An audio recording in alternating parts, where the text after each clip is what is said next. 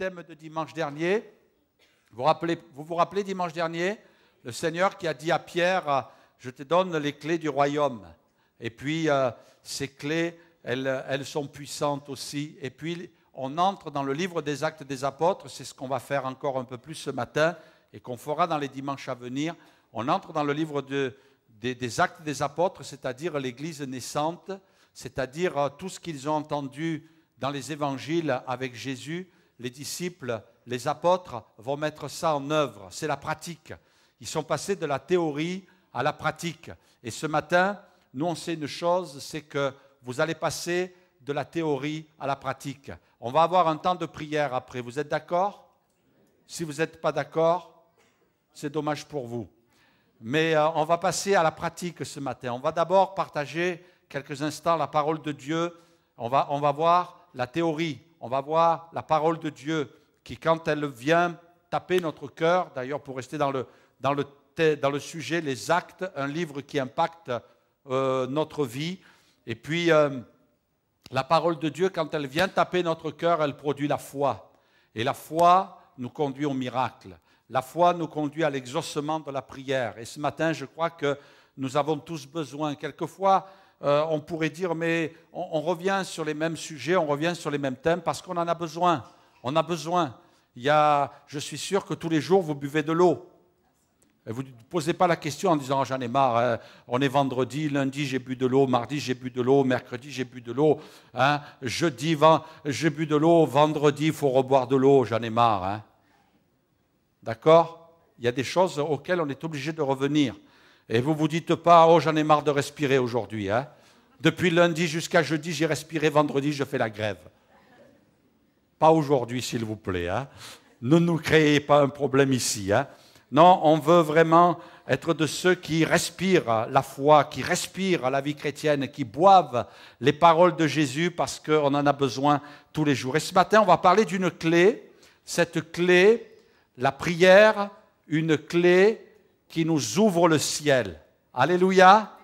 Est-ce que ce matin, quelqu'un est venu dans ce lieu en se disant « Oh, moi, de temps en temps, j'ai besoin de vivre quelque chose de surnaturel ». Je crois qu'on devrait tous lever la main et dire « Oui, j'ai besoin ». De temps en temps, il y a besoin, parce que ce n'est pas possible. Humainement parlant, je n'y arrive pas. Et peut-être même tu ne t'en rends pas compte, mais tu vis des choses surnaturelles dans ta vie. Il y a la bénédiction de Dieu qui est sur toi. Peut-être que tu ne te rends pas compte, tu es là dans un souci, dans une difficulté, eh bien, tu vis du surnaturel. J'ai même entendu plusieurs fois, et même ici dans cette église, plusieurs fois, des gens me dire « Pasteur, je suis malade ». Et les médecins ne comprennent pas pourquoi avec ma maladie, je suis encore debout. Normalement, je devrais être dans un lit, normalement, je devrais être hospitalisé, mais je suis dans la maladie et je tiens debout. Il y a des gens qui, quelquefois, me disent « Pasteur, je suis dans des problèmes, je ne sais pas comment ça se fait, mais je tiens debout. » Il y a des gens, quelquefois, qui me disent « Pasteur, je ne sais pas comment ça se fait, j'ai très peu de revenus, mais je ne sais pas, je suis encore là. Et puis je mange à ma faim. » La Bible parle de la multiplication des pains et des poissons. Notre Dieu est puissant. Peut-être tu ne t'en rends pas compte. Toi, tu t'es figé sur ton problème. Mais Dieu te dit, je permets que tu vives ça, mais tu vis du surnaturel. Tu ne te rends pas compte. Tu te fais du souci pour ta santé. Oh, je vais sûrement mourir, mais tu es toujours vivant. Ça vous est jamais arrivé de dire ça? Hein? Non, non, pas vous, hein, mais dans d'autres endroits, j'entends des gens, des fois dire « Oh, je devrais… » Et même vous vous dites « Mais ça fait combien que je dis ça ?» Réfléchissez. Peut-être vous dites « Ça fait 40 ans que je dis que je devrais être mort et je suis toujours là. » Il y a la grâce de Dieu sur notre vie. Amen. Vous savez que Dieu garde ses enfants. Dieu prend soin de ses enfants. Alors on va parler de la prière ce matin. Je voudrais vraiment que ce soit un encouragement aussi pour cette semaine parce que Dieu nous a donné des clés. Il ne nous a pas dit qu'on allait arriver devant les portes et que les portes allaient s'ouvrir. Il nous a simplement dit, je vous donne les clés du royaume. Et puis, c'est à nous à ouvrir les portes. Et puis, quand tu utilises la prière, c'est comme si tu avais une clé qui t'ouvre la porte du ciel. Alors, on va lire ensemble un passage dans le livre des Actes. Tous, d'un commun accord, Actes chapitre 1, verset 14. Tous, d'un commun accord, persévéraient dans la prière. Ils ne priaient pas seulement, ils persévéraient parce qu'ils avaient besoin de mettre de l'intensité dans leur vie de prière. Ils avaient besoin de se discipliner dans la prière. Ils avaient besoin de se stimuler dans la prière. Alors, ils persévéraient dans la prière avec les femmes et Marie, mère de Jésus, et avec les frères de Jésus. Et tout à coup, notez bien, tout à coup, il vint du ciel un bruit comme celui d'un vent impétueux, et il remplit toute la maison où ils étaient assis. Des langues semblables à des langues de feu leur apparurent, séparées les unes des autres, et se posèrent sur chacun d'eux, et ils furent tous remplis du Saint-Esprit, et se mirent à parler en d'autres langues selon que l'Esprit leur donnait de s'exprimer. Amen.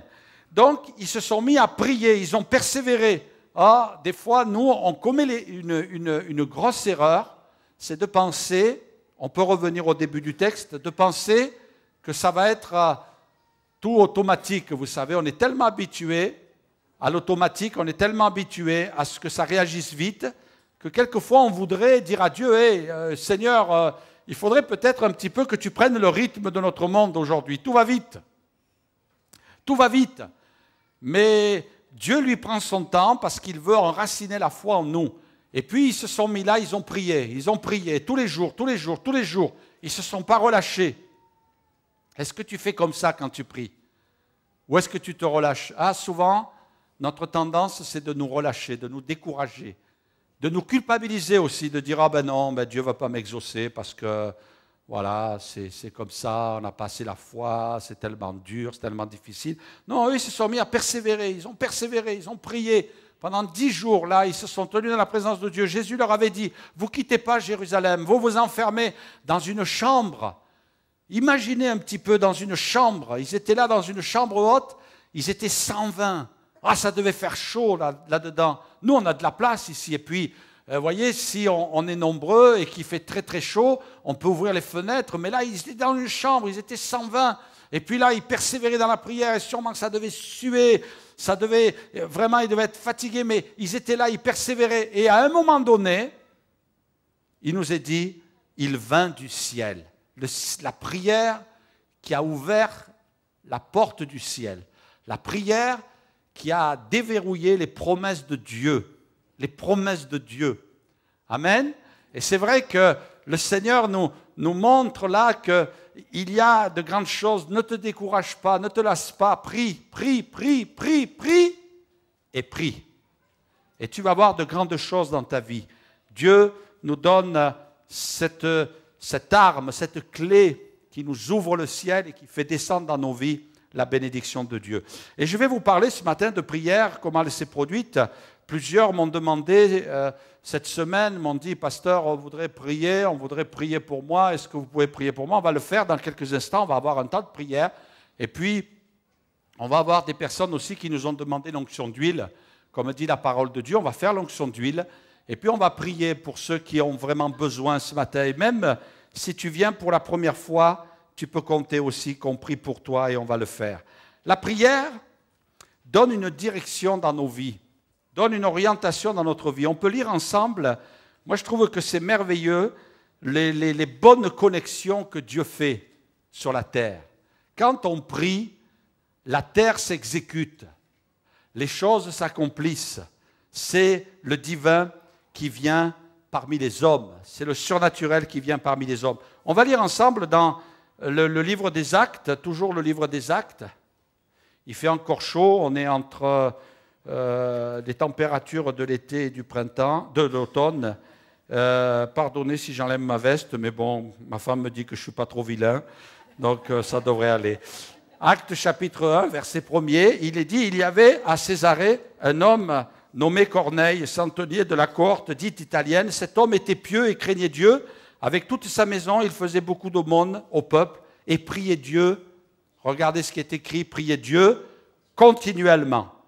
Et là, il nous est dit, vers la 9e heure du jour, il vit clairement dans une vision un ange de Dieu, le ciel qui descend sur la terre. Le Seigneur ne lui a pas envoyé le facteur, le Seigneur ne lui a pas envoyé le pasteur, le Seigneur ne lui a pas envoyé le docteur, hein, mais il lui a envoyé un ange. C'est merveilleux ça. Hein. Déjà, c'est pas mal quand des êtres humains peuvent venir pour répondre à la prière de Dieu. Mais là, c'est le ciel qui descend.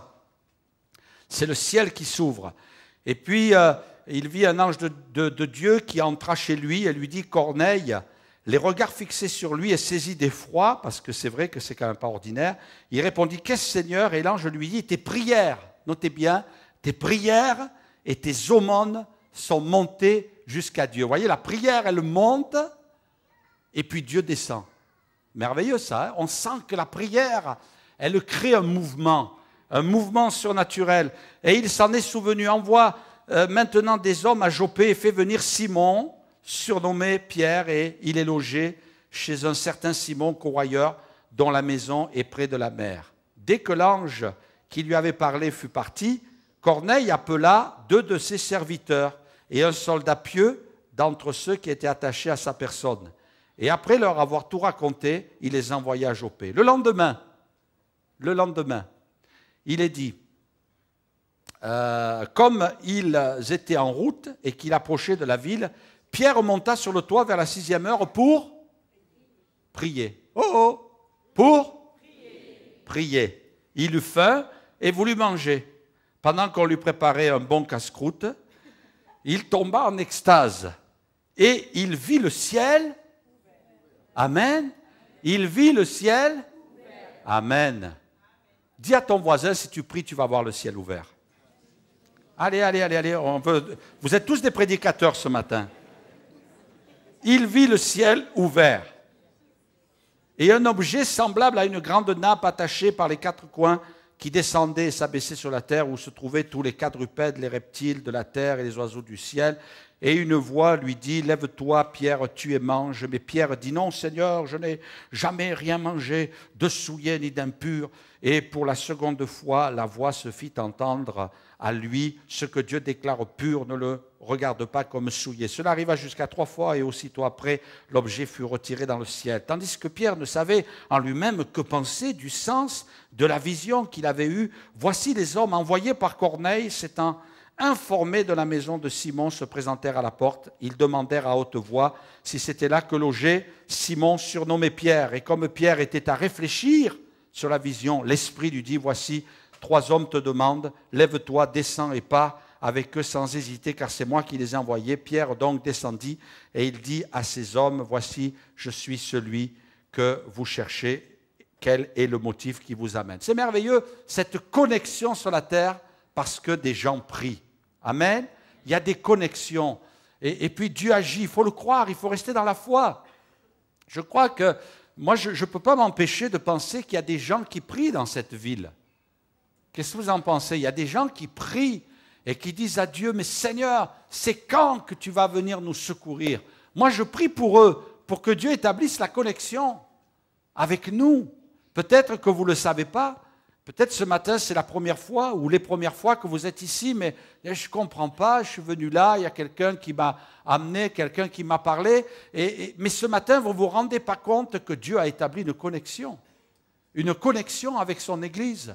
Vous avez prié dans votre coin, l'Église a prié aussi pour vous, et puis ce matin, vous êtes là, il y a une connexion. Alors vous devez vous attendre à Dieu, on va prier pour vous. Même peut-être vous êtes là, vous êtes un petit peu gêné, mais c'est normal. Quand on vient pour la première fois, on est un petit peu gêné.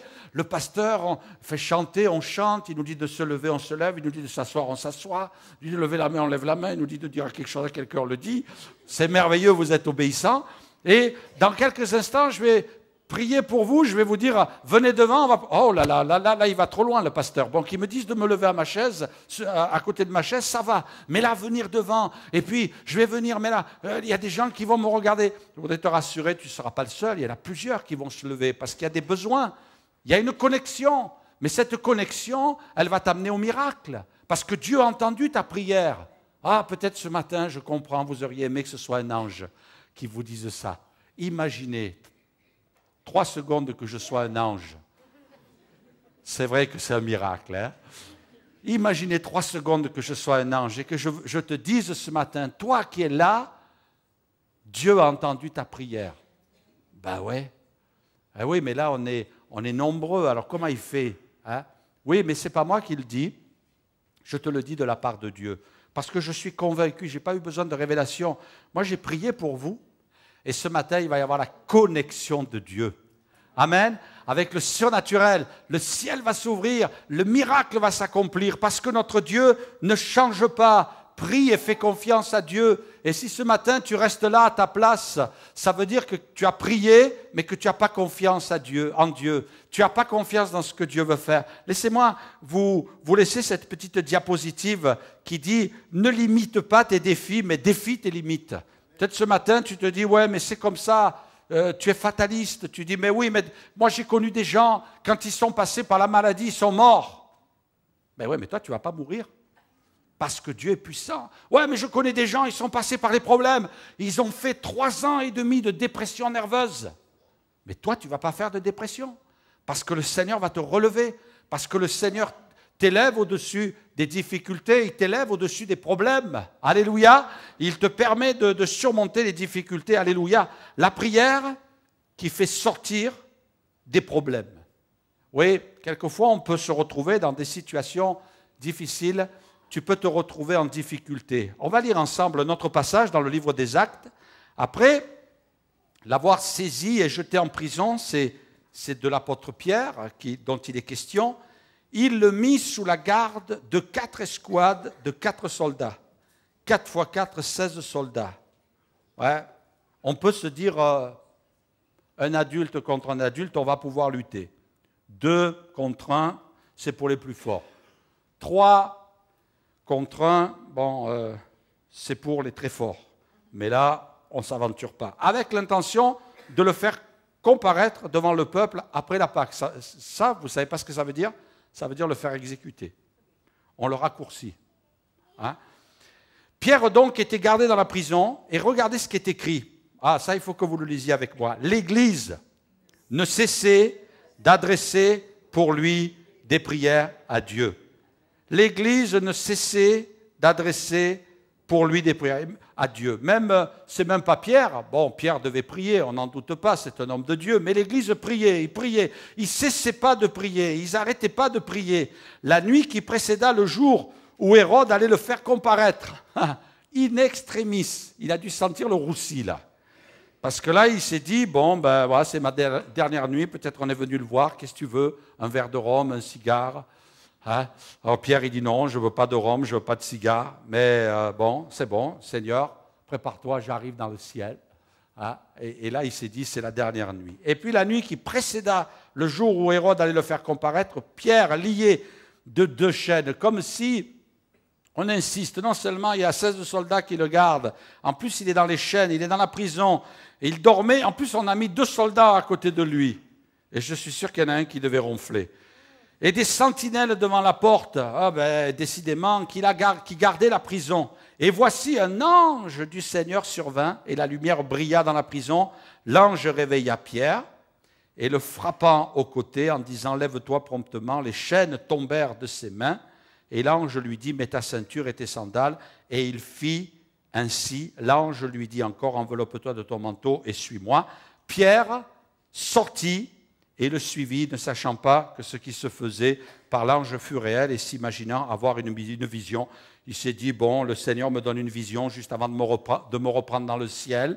Il était encore tout ensuqué, il disait, c'est pas vrai. Vous voyez, comme quoi, c'est pas parce qu'on est un serviteur de Dieu qu'on vit constamment dans le surnaturel. Il était surpris lui aussi. Et puis, les portes des prisons se sont endormies, les gardiens, ils ont été comme anesthésiés. Et puis, les chaînes sont tombées. Ah, le miracle de Dieu. Et finalement, Pierre était enfermé dans un problème. Et peut-être même les jours passants, l'église qui priait, eh bien, les gens devaient aller chercher des informations et puis on disait non, tu sais, là, il n'y a pas de solution, il n'y a rien qui se passe. Alors l'église, elle priait, les chrétiens priaient. Et puis on envoyait quelqu'un chercher les infos en disant non, mais tu sais, la situation se dégrade. Elle se dégrade et puis là, maintenant, c'est sa dernière nuit. Là, ils sont en train de préparer, je ne sais pas, moi, peut-être le bûcher. Ils sont en train de préparer, là, déguiser la hache pour lui couper la tête. Je ne sais pas, j'imagine un petit peu toute chose. Ou alors, ils sont allés en France chercher la guillotine qui restait. Et puis, ils vont le guillotiner. Je ne sais pas, mais toujours est-il qu'ils priaient et au lieu que les choses s'arrangent, ça se dégradait. Et puis, comment il va sortir? Parce que là, il y a plein de soldats qui le gardent. Et puis, il est enchaîné dans la prison. Et puis même, ils ont mis un soldat de chaque côté pour qu'il ne s'évade pas et que personne, aucun chrétien vienne le chercher. Ils avaient peur d'une manifestation, d'une révolution. Mais l'Église priait et ne cessait d'adresser pour lui à Dieu des prières. Je ne sais pas depuis combien de temps tu pries. Peut-être que les choses se dégradent. Peut-être que les choses n'évoluent pas. Peut-être que tu dis, mais plus je prie et plus ça va mal. Hein? Moi, j'ai souvent entendu des gens me dire, je prie et ça va mal, donc il faut que j'arrête de prier. Ben, c'est sûr que ça va peut-être pas plus mal, mais tu es toujours en prison. Tu es toujours avec ton problème et tu es toujours en train de traîner ça. Et il y a des chrétiens qui ont écouté le mensonge de l'ennemi, qui a fait en sorte que les choses se dégradent. Et puis, tu t'es arrêté de prier, mais ce matin, le Seigneur te dit, il ne faut pas t'arrêter, tu vas reprendre. Et puis, pasteur, je prie, et plus je prie, et plus j'ai l'impression que les choses se dégradent. Oui, jusqu'au moment où ça va craquer. Il va y avoir le craquement de Dieu. Il va y avoir l'action de Dieu. Il va y avoir la puissance de Dieu. Et c'est vrai que peut-être tu es martelé par des doutes. Tu es martelé au fond de toi par toutes sortes de raisonnements humains. Tu dis, mais non, mais ça ne marche pas. Et qu'est-ce que j'ai fait? Peut-être j'ai péché, peut-être que je ne suis pas au bon endroit, peut-être je ne lis pas assez la Bible, je ne fais pas assez ceci, je ne fais pas assez cela. Mais Dieu nous invite à prier, à s'attendre à lui. Et dans l'épître aux Thessaloniciens, il est dit, priez sans cesse, priez continuellement. Et peut-être cette semaine-là, tu vas te mettre du temps à prier, tu vas prier, passer du temps aussi. Le jeûne et prière, c'est donner plus d'intensité à notre vie de prière, donner plus de force. J'ai lu un petit commentaire dans la Bible, Esprit et vie. Les premiers chrétiens s'adonnaient à la prière régulière et fervente, qui durait parfois des nuits entières et qui entraînait des résultats spectaculaires. Amen. Je crois que c'est vrai, on a envie de vivre. On a envie de vivre ce que l'on lit dans le livre des Actes des Apôtres. Mais est-ce que notre prière est intense? Est-ce que nous prions? Est-ce que nous prions? Dieu nous invite à prier. La prière va vous conduire aussi sur le chemin du miracle. La prière va vous conduire sur le chemin du miracle. On va lire ensemble un passage, je trouve qu'il est merveilleux. Chapitre 3, verset 1er, des Actes toujours. Pierre et Jean montaient ensemble au temple à l'heure de la prière. Parce qu'il y a des heures. Est-ce qu'il y a une heure régulière où tu pries? Bon, ce n'est pas de prier. Oula, vite, c'est 10 heures, il faut que je prie. Tout le monde ferme les yeux. La femme ferme les yeux. Le chien ferme les yeux. Les oiseaux ferment les yeux. Et tout le monde prie dans la maison. C'est 10 heures. Non, si tu pries à 10h15, t'inquiète pas, Dieu va te bénir aussi. Et l'heure de la prière, c'est-à-dire qu'il y avait un rythme de prière. La prière, c'est quelque chose qu'il faut avoir comme un rythme. Moi, je compare la vie chrétienne souvent au sport. Je fais un petit peu de sport pour ma santé, j'en ai besoin. Et puis, je réalise que les choses de Dieu, lire ma Bible, prier, servir Dieu, c'est un petit peu comme du sport. Quand je fais du sport, c'est jamais facile au début, mais je suis content après. Hein? C'est comme ça. Et puis la prière, quelquefois, ce n'est pas facile au début, mais on est toujours heureux après. C'est pas vrai? On est toujours heureux d'avoir passé du temps dans la prière. Et puis là, ils avaient un rythme. L'heure de la prière, c'est bizarre, mais c'est vrai. À l'heure de la prière, c'était la 9e heure. Et la Bible dit, il y avait là un homme boiteux de naissance qu'on portait et qu'on plaçait tous les jours à la porte du temple appelé la Belle pour qu'il demandât l'aumône à ceux qui entraient dans le temple. Cet homme, voyant Pierre et Jean qui allaient y entrer, leur demanda l'aumône. Pierre, de même que Jean, fixa les yeux sur lui et dit « Regarde-nous ». Et il les regardait attentivement, s'attendant à recevoir d'eux quelque chose. Alors Pierre lui dit « Je n'ai ni argent ni or, mais ce que j'ai, je te le donne. Au nom de Jésus-Christ de Nazareth, lève-toi et marche. » Et le prenant par la main droite, il le fit lever. Au même instant, ses pieds et ses chevilles devinrent fermes. D'un saut, il fut debout et se mit à marcher. Il entra avec eux dans le temple, marchant, sautant et louant Dieu. Amen. Gloire à Dieu. Le chemin, le temps, l'heure de la prière, ils vont là au temple parce qu'au début, là on est vraiment au début de de la naissance de l'Église. Il n'y avait pas des églises, il n'y avait pas des bâtiments. Alors, ils allaient dans le temple, ils allaient dans les synagogues. Ils savaient que le lieu, c'était important. Et puis, ils allaient là, ils allaient prier. Pendant qu'ils allaient prier, ils se sont retrouvés là avec les imprévus de Dieu. Et puis, sur ce chemin, ils vont découvrir le miracle de Dieu.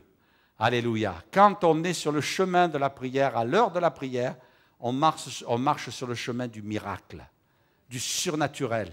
On rencontre le miracle de Dieu, le surnaturel. On peut bénir Dieu. Et puis, il faut qu'on apprenne aussi à voir le miraculeux de Dieu quand on prie et quand Dieu agit, quand Dieu fait son œuvre. Alors, j'ai lu un témoignage cette semaine qui m'a émerveillé. Une dame, elle est au restaurant comme ça, et puis au moment où, c'est cette dame qui est une chrétienne, qui sert Dieu, et au moment où elle se retrouve dans le restaurant, elle s'aperçoit qu'il n'y a pas beaucoup de monde, elle est arrivée assez tôt, il n'y a pas beaucoup de monde, et là, elle se met à prier, bon, elle ne s'est pas mise à prier à haute voix, avec les mains levées au ciel, à hurler, non, elle se met à prier dans son cœur, elle est discrète, et là, elle prie, elle sent le Saint-Esprit qui lui dit de prier. Elle dit, Seigneur, bénis, je ne sais pas pourquoi, je te prie de bénir, Seigneur, et je te prie de manifester ta grandeur, ta puissance, de bénir ce lieu. Et puis, d'un coup, elle a vu deux dames qui arrivaient au restaurant. Bon, elle est revenue à son état, je dirais, habituel, et là, elle consomme son repas. Et puis, dans son cœur, comme elle a été dans la prière, dans son cœur, elle le sent dans son cœur, le Saint-Esprit qui lui dit, tu vas offrir le repas à ces deux dames. Si le Seigneur vous dit de m'offrir un repas au restaurant, obéissez s'il vous plaît. Et puis, elle est un petit peu gênée quelque part, vous voyez. Et puis, elle appelle la servante, là, et puis elle lui dit, écoutez, venez.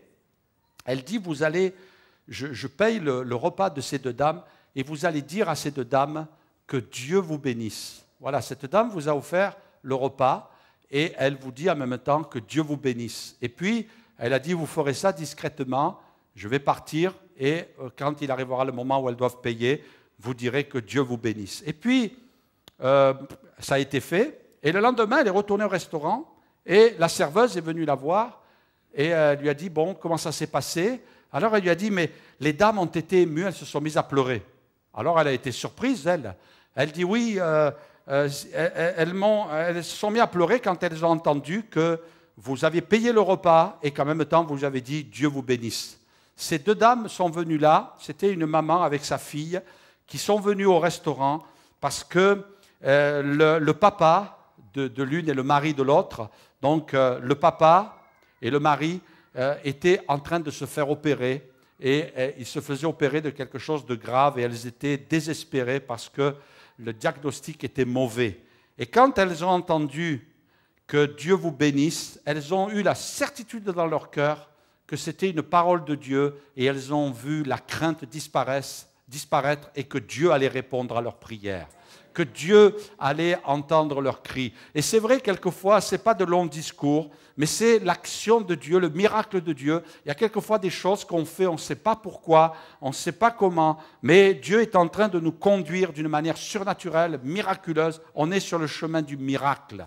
La prière nous conduit sur le chemin du miracle. Le miracle est quelque chose de possible encore. Dieu a des miracles pour nous. Dieu a des miracles pour nous et il nous dit, mais utilise la clé. Ces miracles, tu ne pourras pas y accéder si tu n'utilises pas la clé de la prière. La clé de la prière t'ouvre le ciel.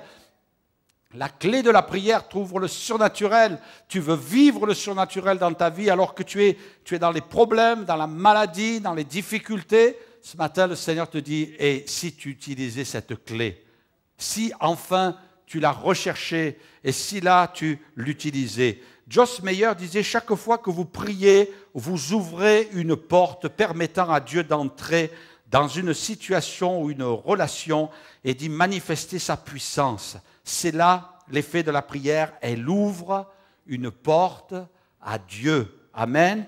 À Dieu. J'ai bien aimé aussi ce commentaire de Rick Warren qui disait, si vous ne priez pas avec d'autres croyants, vous ne bénéficiez pas du soutien dont vous avez besoin, Vous vous privez d'un des plus grands bienfaits de la vie chrétienne. Jésus a dit, si deux d'entre vous s'accordent sur la terre pour demander quoi que ce soit, cela leur sera donné par mon Père qui est dans les cieux. Car là où 2 ou 3 sont assemblés en mon nom, je suis au milieu d'eux.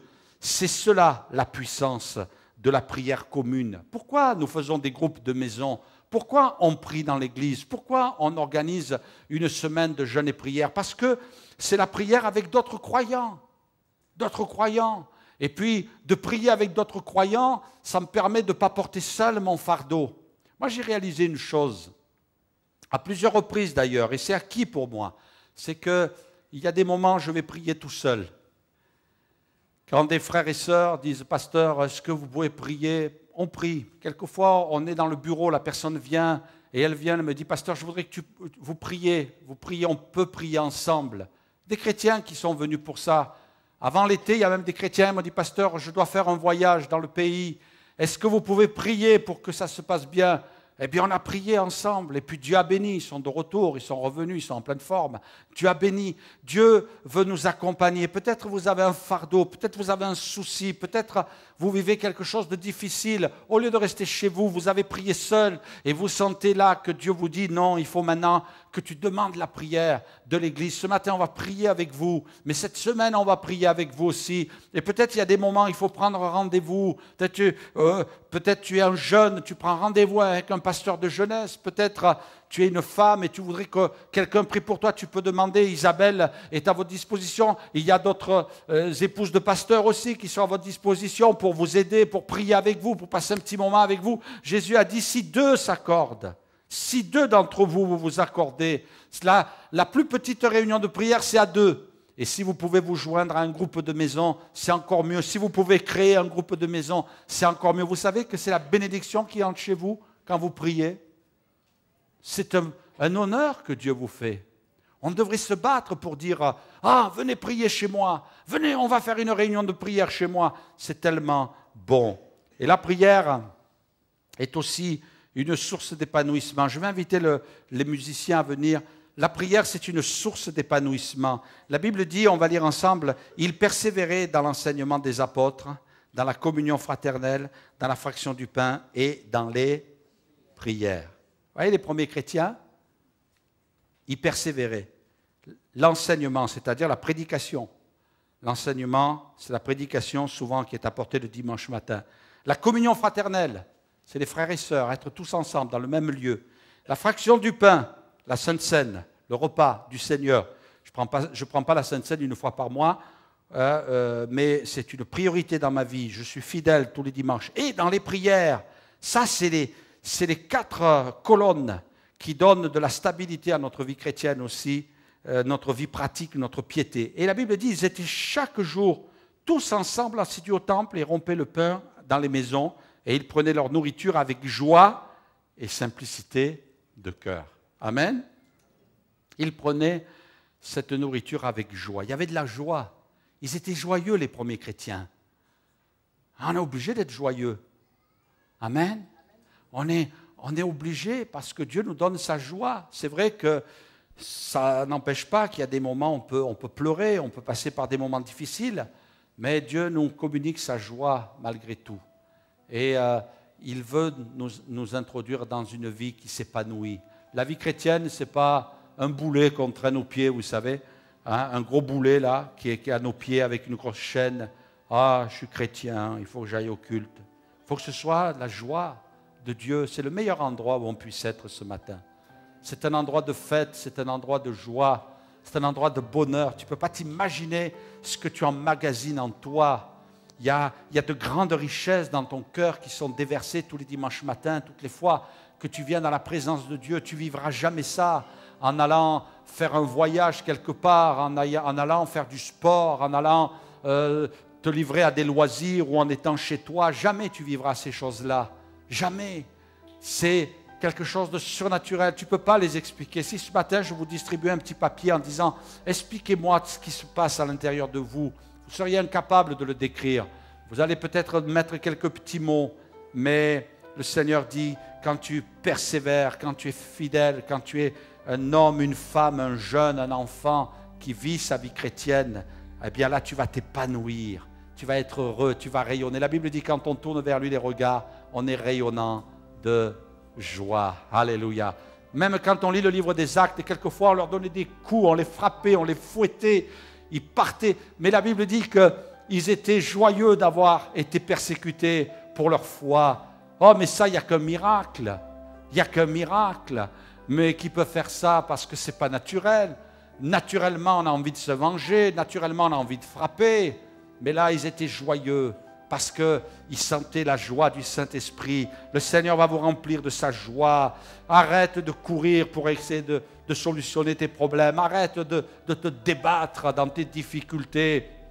Tu ne fais que brasser de l'air quelquefois. Ça ne veut pas dire qu'il ne faut rien faire, mais des fois on brasse de l'air, on s'agite, on s'inquiète et on dit des paroles quelquefois qui ne sont pas bonnes. On est négatif, on est pessimiste, on est dans le doute, oui, mais ça ne marchera pas, ce n'est pas la peine de prier, ce n'est pas la peine. Arrête, le Seigneur dit, passe du temps dans la prière et dis, Seigneur, moi, je ne vois pas de solution là, mais Seigneur, je m'attends à un miracle. Je m'attends à une action de Dieu. Je m'attends, Seigneur, à ce que tu agisses d'une manière surnaturelle, que tu fasses quelque chose de divin. Oui, je m'attends à toi. Vous savez, il y a des hommes dans le monde qui nous ont impressionnés, qui sont des serviteurs de Dieu. Nous, on n'idéalise pas les hommes, on n'adore pas les hommes, on ne vénère pas les hommes. Nous, on adore Dieu, on bénit Dieu. Mais il y a des hommes qui peuvent être pour nous des conseillers, qui peuvent avoir de bonnes paroles. Et ce matin, je voudrais que vous entendiez ce prédicateur Yonggi Cho, qui a été un homme qui a marqué son temps aussi et qui a été à la tête d'une des plus grandes églises du monde, à Séoul, 1 million de croyants. Et puis, cet homme a bâti tout son service sur la prière. Et voilà, on va vous afficher, on peut l'afficher? C'est bon, la diapo?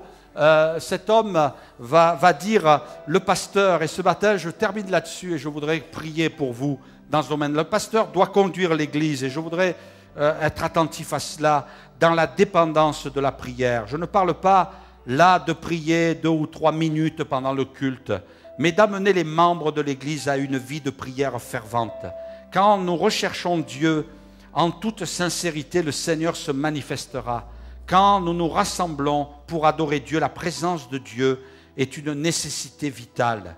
Quand sa présence se manifeste parmi nous, elle nous libère de nos tensions et de nos fardeaux. Est-ce que ce n'est pas un besoin pour notre génération, les tensions?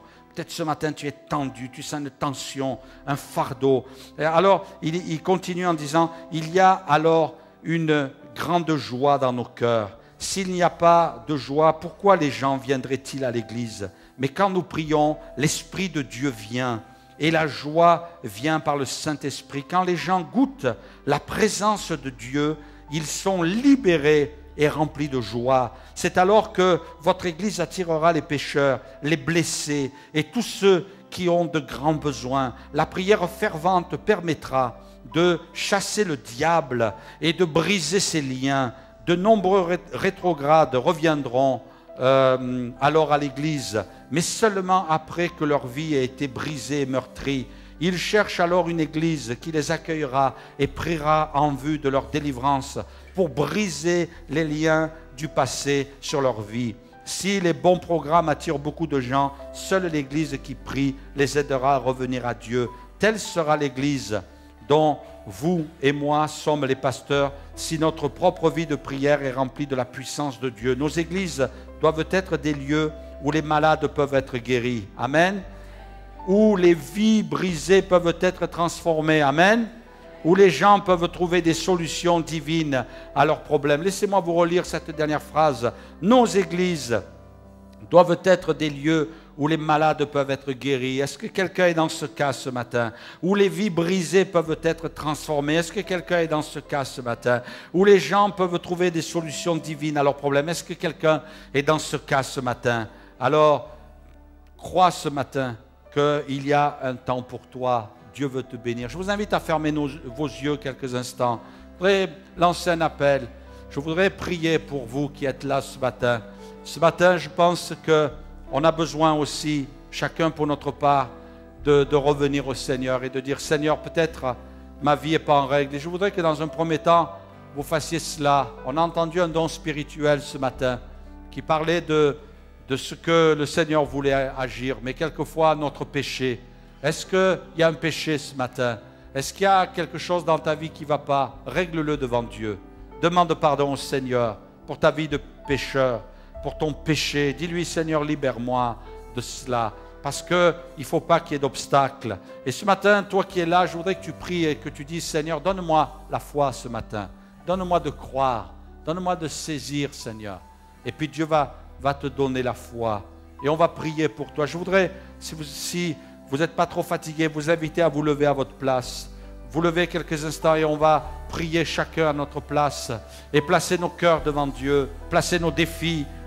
Placer devant lui nos tensions, nos fardeaux, nos soucis, nos problèmes. Peut-être c'est quelqu'un de ta famille qui souffre aussi. Seigneur, ce matin je t'apporte mon fils, ma fille, je t'apporte mon parent. Seigneur, je t'apporte un collègue de travail, je t'apporte un voisin, je t'apporte une tante, un oncle, un grand-parent. Seigneur, ce matin, ce n'est pas pour moi, mais c'est peut-être pour quelqu'un. Même peut-être tu as plusieurs sujets ce matin et tu peux dire, Seigneur, oh, je veux compter sur ta grâce.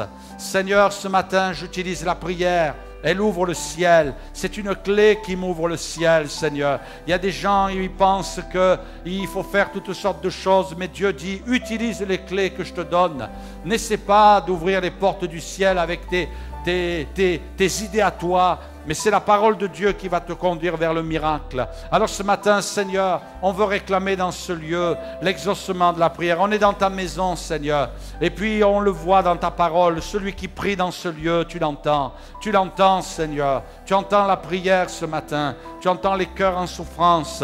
Oh, ce matin, on veut compter sur la grâce de Dieu. Alléluia. Élevons nos voix ensemble quelques instants. Oh, Seigneur, on proclame ta victoire. On ne veut pas laisser le diable verrouiller les portes.